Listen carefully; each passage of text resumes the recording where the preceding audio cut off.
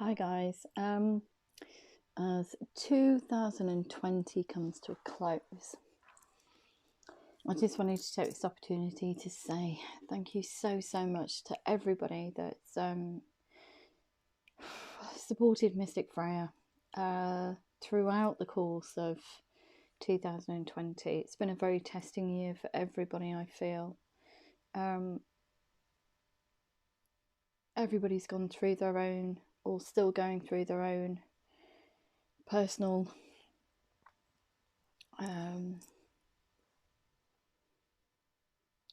journey through 2020. We're still going through it. It is the eve of 2001, and hopefully that will be a better time for all of us. I just wanted to say thank you so much to everybody who's tuned into the channel and subscribed, shared, commented on the videos, because for me personally, I never ever thought that, never in my wildest dreams, that I would create something like this. Had a notion of what I wanted to do, but the universe kind of like forced or presented me with an opportunity, even out of, like, we see things, silver linings. Okay, so I'll tell you the story, the birth of Mystic Freyja. So in sounds strange even saying this, but I think she started way back in 2018. I think I'd had enough of just being in stasis, not strictly related to Mystic Freyja, and I decided that I wanted to do something, just wanted to feel a little bit alive, and I took myself on a little trip. Never been to America, never been to Seattle, and it was like a mecca for me. Where grunge started, all of these things. And I always said, when I was a kid growing up, in relation to that music, I always wanted to visit Seattle and see what it was about. And I just pushed myself completely out my comfort zone, booked a ticket, youth hostel, and just went solo. Just decided, just like that, and did a solo trip. And it was the most empowering thing, scary as hell, because I wasn't completely awakened by that point. I wasn't completely, I think I was just so used to the 9 to 5, going to work, coming home, going to work, coming home. I needed to do something to try and inject some vavavoom back in and re-spark that person I'd lost years ago. And it's just through the daily stuff, daily life. So I did this solo trip, and it was the most inspirational trip I'd ever done. And I did a vlog.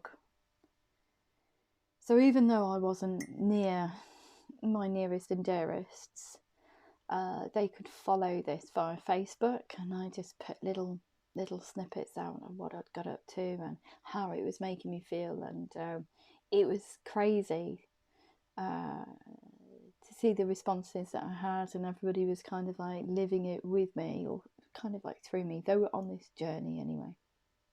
So I came back to the UK and settled back into my job, and and I kept thinking, gosh, you did something that was, at the time it didn't seem that significant, but looking back on it, my God, yeah, it was a real leap of faith going there, because I didn't know what I was going to encounter. It was only me on my own.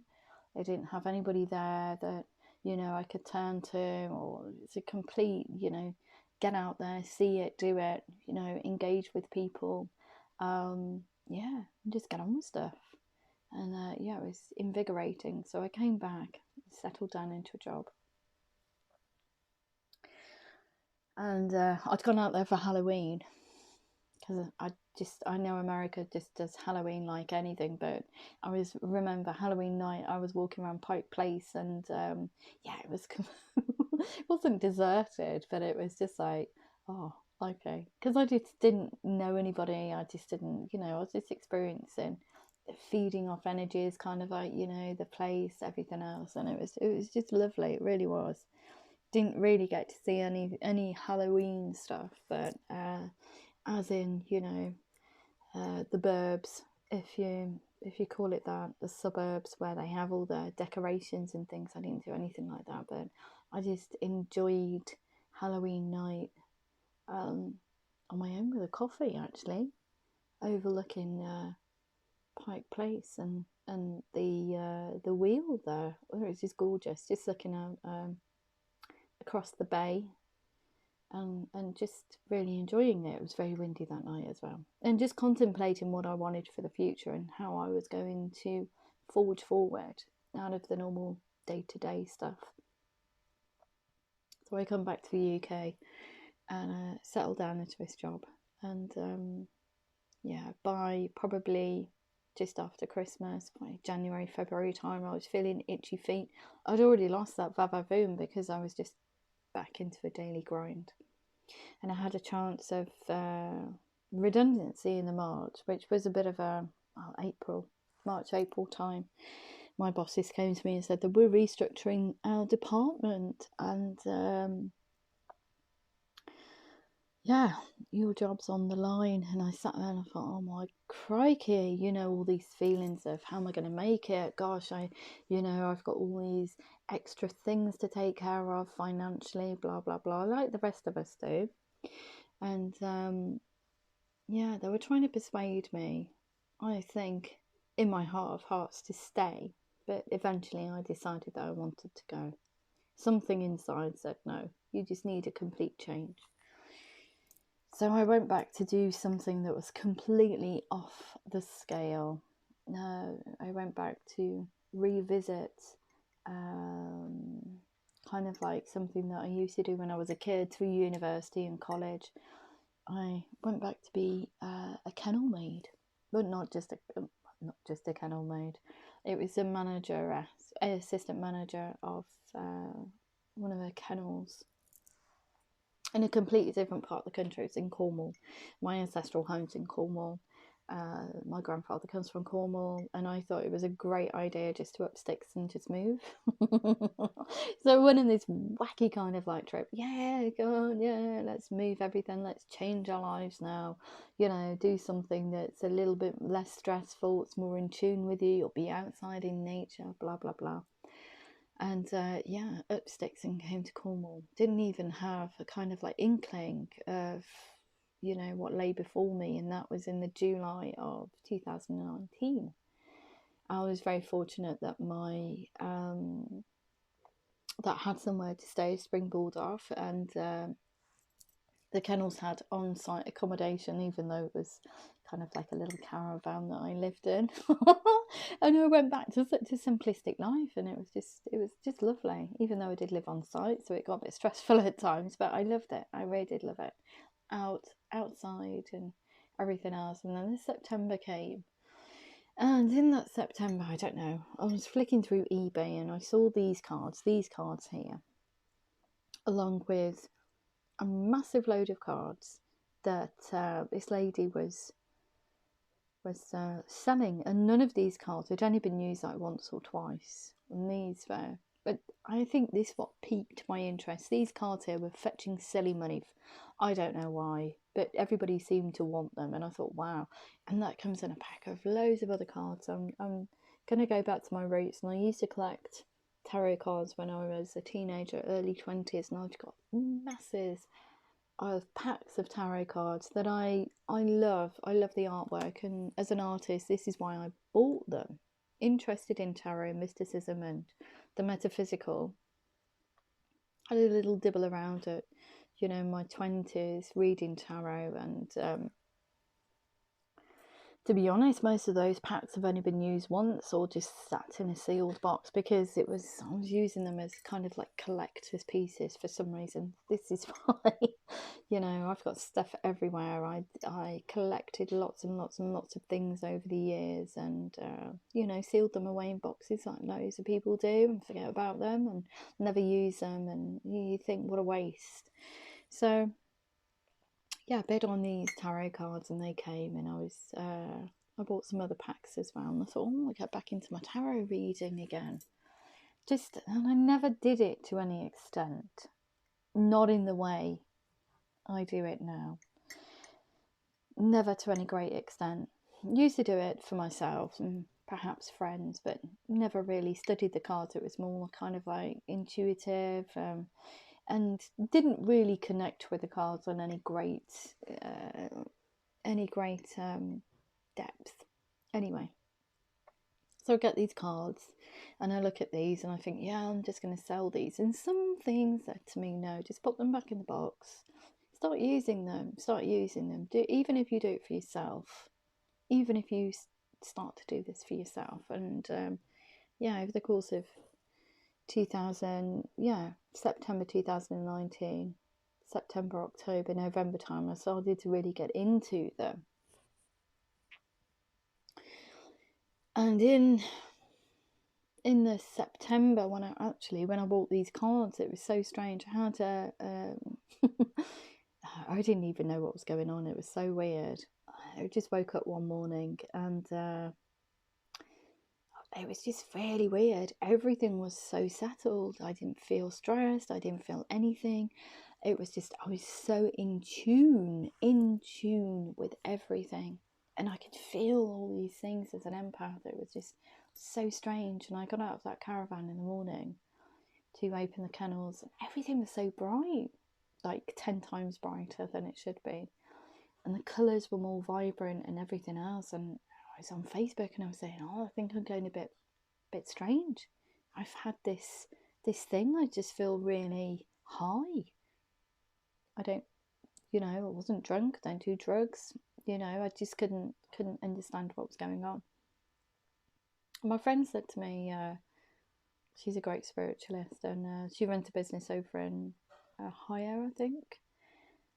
She's British, but she's with an American partner, and she's out in Ohio, I think it is. And she said to me, "Oh, you're going on this? You're ascension. You're ascending." And I said, "What do you mean ascending? This doesn't make sense. I feel like, the whole. I can feel things that are just I can't explain. It was just absolutely absurd." In reality, I just felt like I was walking on air all the time. And she said, yeah, it's like in a spiritual awakening, you're actually ascending. And I was like, what does that mean? Anyway, I did my research and I thought, wow, that does explain it then. But then with that comes a crash, doesn't it? Because there's lots of different things. So I'm like an onion. I've got to peel back the layers, and I've got to go through the dark night of the soul. So I've got to resolve everything from the past. I've got to work through my fears. I've got to do everything else.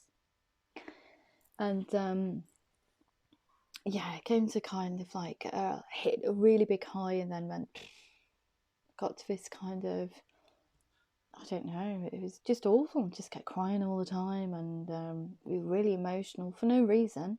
Didn't feel sad, but trying to heal all these old wounds. Everything came flooding back. Everything that I considered to be kind of like a negative or really bad decision, blah, blah, blah. Then, working through it on my own, because I thought, I can't burden anybody else with this. I'm just going to have to go through it. So, there's still work to be done, but I'm in a heck of a better place than I was. So I thought, well, I'm just trying to see all these bits off. I'm doing my research. I'm learning how to do this. I'm forgiving myself. I'm learning every day. So I was doing these affirmations and healing all these old wounds. And it sounds like, oh God, she did that really quickly. It wasn't. It was painful. It was horrible. I was on the floor sometimes. Honestly, you would not even, I couldn't even describe how distraught I was. It was like my soul, everything was being pulled apart. Everything, my entire body, everything in there was being pulled apart. And it was being looked at with a fine tooth comb. And it wasn't even, the feeling was just awful. Anyway, so in the December, I had a couple that came back from, I think it was China or somewhere, come to pick their pets up. We were having this lovely conversation about how fantastic the culture is over there, everything else, and just fascinating. I love talking to people and finding out about their experiences, and they had a wonderful, wonderful, wonderful time. And wasn't long after, and I didn't really think about it, to be honest, only upon reflection, when 2020 came round, started to feel quite poorly. And one day, and I had 2 days off in succession from the kennels, but obviously I lived there, so I could hear everything that was going on and everything else. And I got this awful sweating and this fever. I felt absolutely terrible, desperately poorly. And I thought, wow, you're just going to have to spend your 2 days off and just wrap yourself in bed. It's the flu, or it's a really bad cold. And I was desperately ill for like 2 days, really poorly. And after that, it kind of like went, but I felt this really crushing because it's outdoor work. So I thought, gosh, I'm really getting really unfit. I'm out of, I'm out of puff. I can't do the things that, this is really bad cold, the effects of this illness. And I thought, gosh, I've never had this before, and I've had colds, but never like this. And I thought, wow, I feel desperately poorly. I'm going to have to sit down. And this went on for a few days, and then it kind of like dissipated. So I didn't really think that much of it.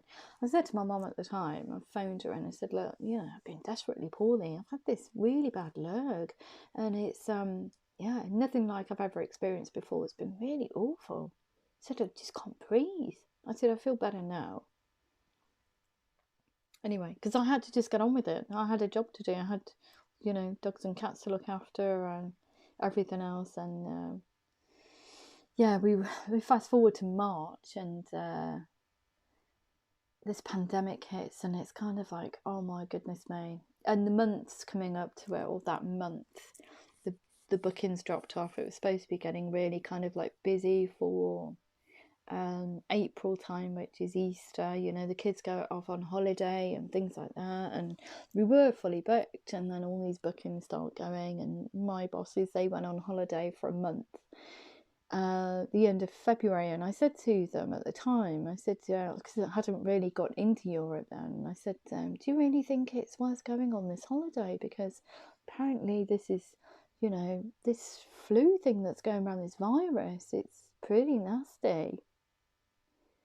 She said, no, we're going to go. So they bobbed off to France for a month, and I was just so awful. I just kept seeing these bookings kind of like falter, and deposits. We were having to move deposits to the summer, hoping, we'll put your deposit for your dog in the summer, and we'll delay it. People were rearranging their holidays and all kinds of stuff, and then it just kind of like hit a crunch point, and it became really, really bad. The March, my bosses actually cut their holiday short because the borders were going to be closed in France, and they wanted to get back.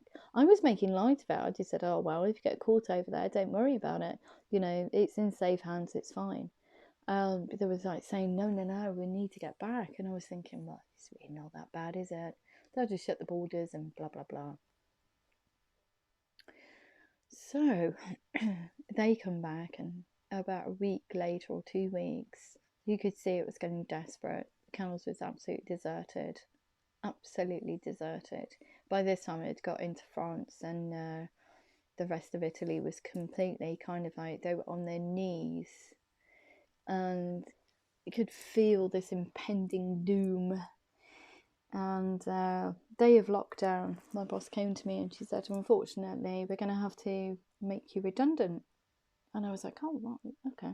Not furloughed, redundant. We can't furlough you, because they wanted to, I don't know, run the business between both of them, which is fine, fair enough. And then I thought, I've got a redundancy letter in one hand. Boris Johnson, our Prime Minister, was going to announce a national lockdown. on television. That meant everything was closed. You couldn't move anywhere. And I've lost the only accommodation I've got, which is this caravan. And what the heck am I going to do? So when he announces it, this was on the Monday, and I normally have Tuesday and Wednesday off, and she said to me, very kindly, you don't have to work. You don't have to come to work, back to work on Wednesday. It's fine. And I'm like, but you've made me redundant. So normally I'd have to work a week in hand. And she said, yeah, don't worry about it. We'll pay you for that week. And I was thinking, right, okay. To try and get myself, how can you find a job in a week? Well, you can't. Anyway. So I legged it down to a holiday park. And very, very, very fortunate. My partner's mum actually owns a holiday let in Cornwall, and it was only probably about 3 miles away from where I was working. So it was kind of like leg everything back there, just put everything there. It's a holiday park. Okay, so leg it down to this holiday park and think, crikey, don't know what to do. Everywhere is in total lockdown. So Britain, no movement anywhere for 3 months. So I'm sitting there thinking, I've just lost my accommodation, I've lost my job, I've lost my wages.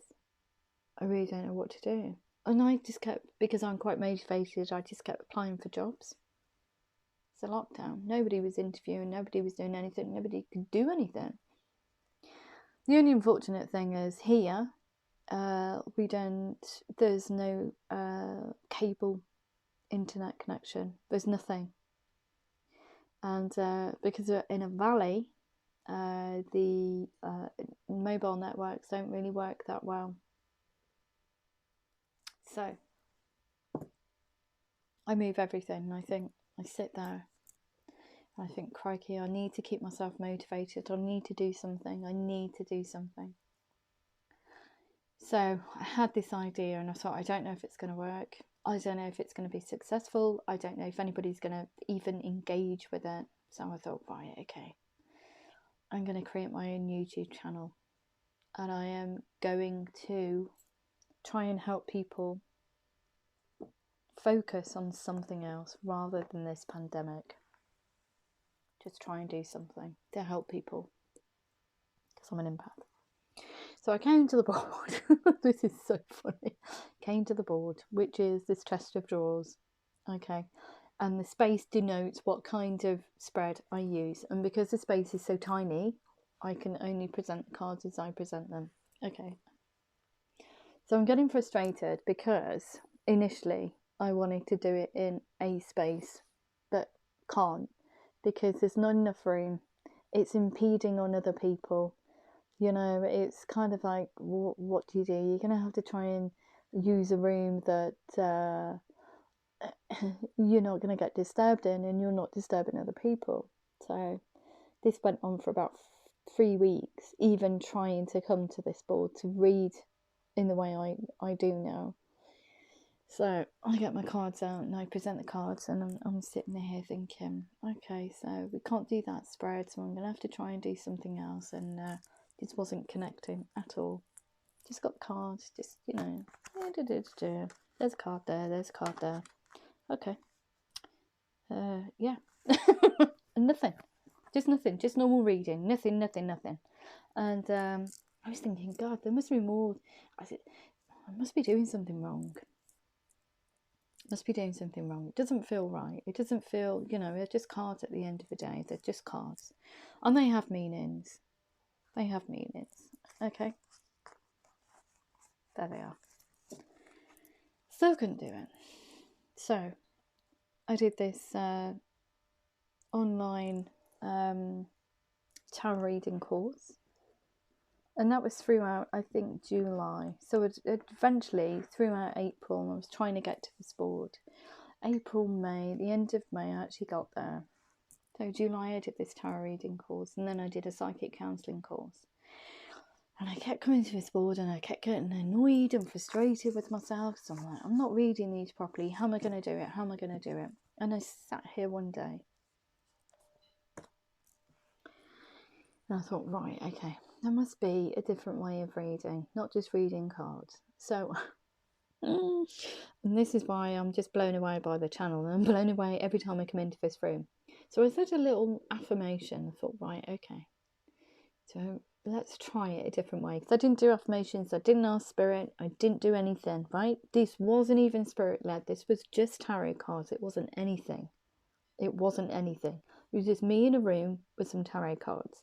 Didn't do any affirmations. Didn't do anything. No prep before I got here. Didn't ask my spirit guides or didn't even consider that. And I thought, I've read tarot cards before, but why can I not? Why can't I do it? It feels wrong. So then I thought, right, okay, I'll try it a different way. So then I started to introduce this affirmation because I'm empathic. So I'm picking up on I pick up on people's energy anyway. So to try and stop me from being kind of like, psychically attacked and everything else, because I have been in the past, not through tarot reading, but through different circumstances. And I thought, right, okay, I'm going to try this affirmation. I tried it and I thought, wow, that's amazing. Instantly, it was just, what? And throughout this time as well, to try and keep myself occupied as well and keep my mind sane, I started to do a lot of meditations. So I think everything just flowed, really. I became a lot more forgiving of myself, a lot less hard on myself. I did a lot of meditations every night. I was listening to sleep meditation music, and whether it's beta music or it's, just, I don't know, soothing music, affirmations, whatever. And I did this and it was like, wow, I feel so much better. Every day I'd get up and I'd be like, okay, I'm in a really poopy situation, but I feel really good because my head was in the right space in my heart. I wasn't clinging on to negativity. I was just kind of like, this is a very negative situation, but I'm not going to allow it to beat me. I need to do something to try and elevate my vibrational level. Then I started looking at spirituality in much more detail, and I thought, wow, this is amazing.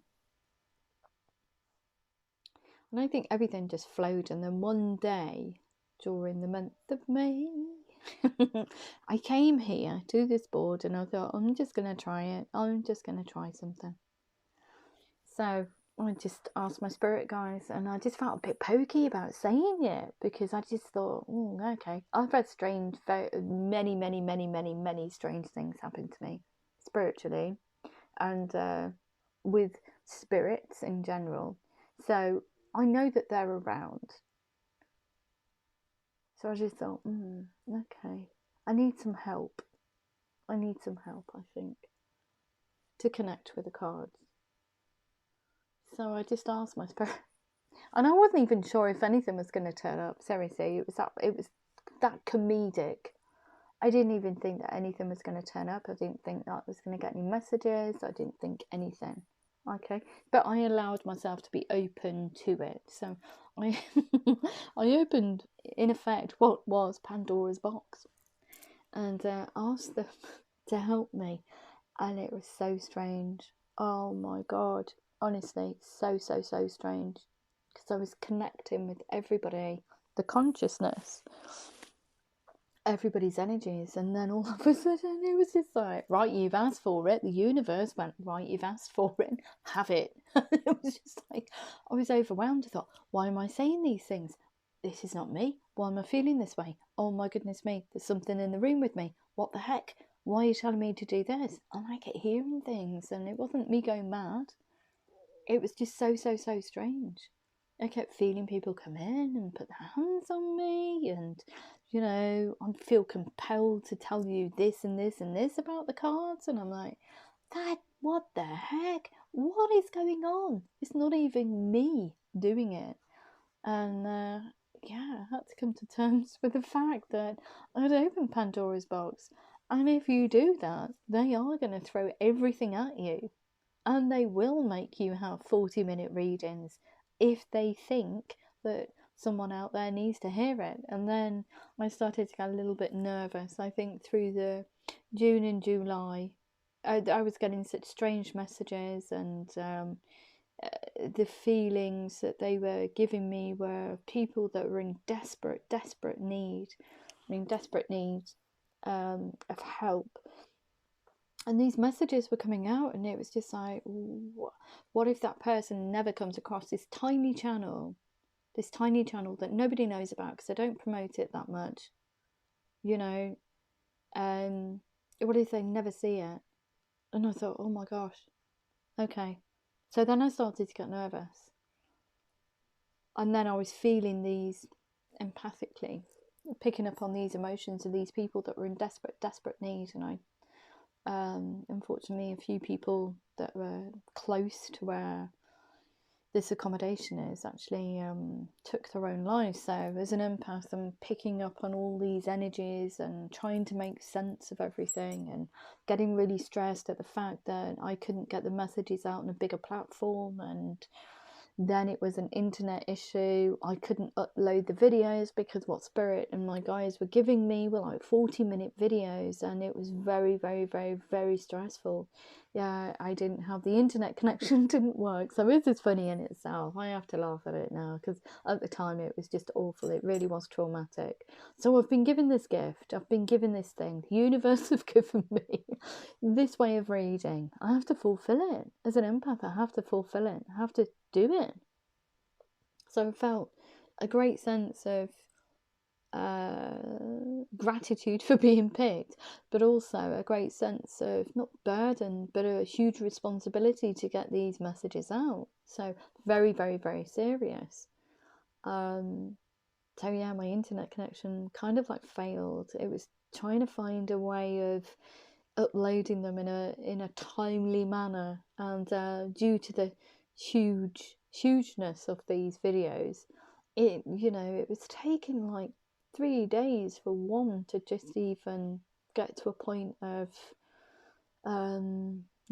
just even uploading. And I'd actually invested in, so I'm running 2 networks. I'm running a telephone provider. Okay, so my mobile is from one network that I pay a huge amount of money for, which never works down here because I'm in a valley, and they're not the best providers in Cornwall. And the other one is through a very big provider in Cornwall. They've got a lot of masts, etc. But it was only limited to about 20 gig of data. And get this, 20 gig of data a month. That was my limit. Or it might have been 100. I can't remember. It was insignificant anyway, because I kept running out of data because the messages were that huge and the readings were that long. It was really eating up my data, and I thought, gosh, I'm gonna have to just change it. So went to an unlimited plan, and it got better, and then still no job. So through the month of March, when I was made redundant in March, so we've got April, May, June, July. Right, it gets really busy down here. Lockdown's off. Everybody comes away on holiday. Yippee! I'm still doing these videos. Still not working. Still doing the videos. Still paying the bills. Okay.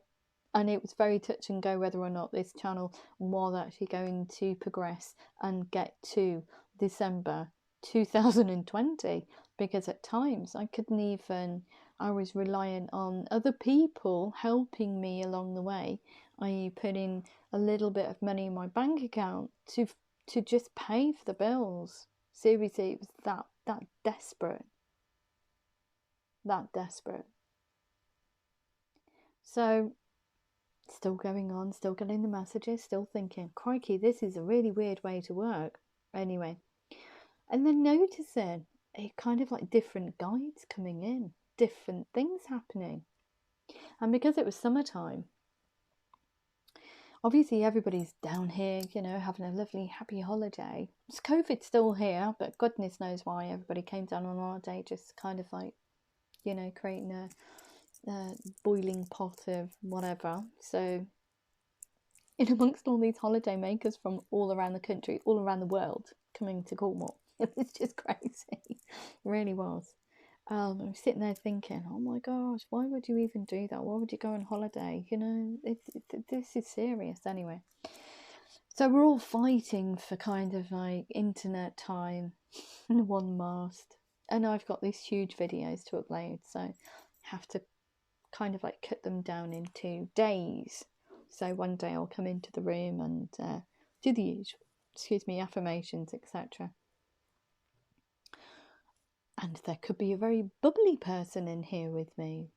And I'm like, wow, the energy's like popping in here. It's mad. And I'm like feeding off it. And they're using me as this channel to get these messages out. And I'm giggling and laughing. And then the next day I'm coming in to do the other 4 or whatever they were. And it's very solemn, very serious messages. Whoever was in the room with me was very strict. And I have no control over it. I don't pick my cards. And I think that was the problem in the beginning. Okay, tarot readers. Some tarot readers, they will shuffle their cards like this. And then they will pick. I don't know how they do that. But I can't. I can't do that. I remember the first time my cards jumped. And I was so spooked out by it. It was unreal. And I just giggled. I shrieked with laughter. I thought, what the heck's that? I didn't even expect that. Yeah, and you could come in one day. I'm not saying that everybody should shuffle the same, because they shouldn't. You know, it's up to personal preference at the end of the day. They still probably get the same messages.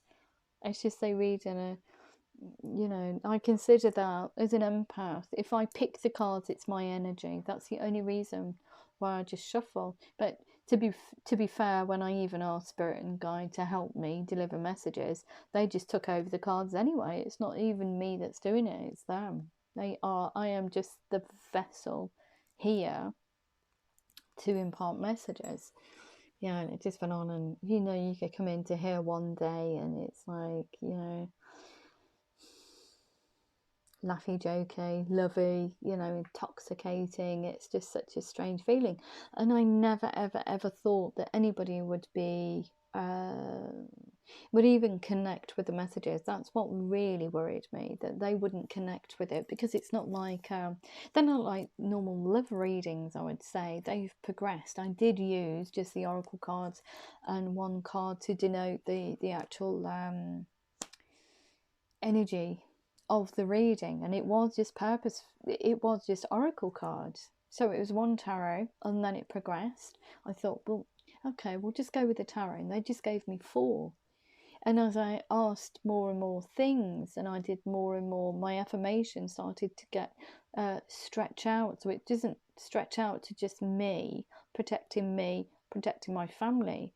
I actually ask to protect everything, every single sentient being on this planet. And soon as I started my affirmations like that and started extending it into the universe almost, these readings just went bonkers, absolutely bonkers. I was getting so much tarot.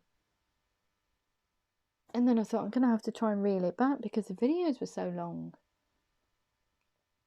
And I think it got to a stage in probably September, October time of this year that it just kind of like settled into a rhythm. I don't worry about getting so much tarot. I don't worry about, you know, and it's more, there's a flow to it now. It's very, very strange reading with spirit guides, with my guides, and then giving me information, but I'm very receptive to it anyway through being an empath. So I pick up on an awful lot, even though you can't see it.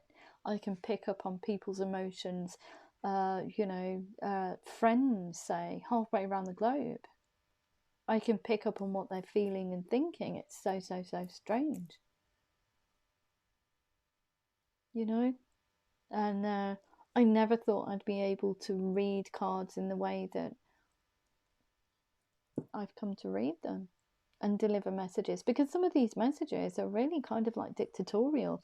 And I come away into the next room and I look at these videos and I think, crikey, who the heck's going to watch that? That sounds like so dictatorial. But it's not me, it's what they're giving me to give to you. And I said in 2 readings today, it feels like somebody's got their hands on my feet, and it's like I am just the vessel.